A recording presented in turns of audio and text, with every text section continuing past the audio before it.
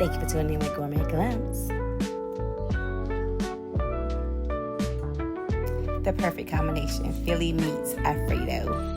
Now I'm making my homemade Alfredo sauce by melting the butter, adding the heavy whipping cream, and then the cheese. I use mozzarella cheese.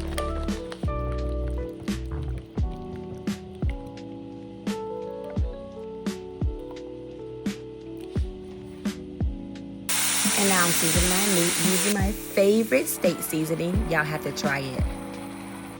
Saute my vegetables, and I just sauteed my vegetables just enough to still have that crunch. Don't overdo it. You'll thank me later.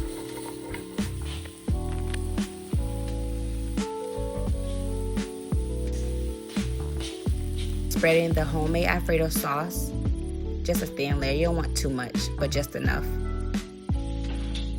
Then I'm gonna layer with the cheese. Add the shredded sirloin. And then the vegetables. And just add a little more cheese to it. And then of course the oregano.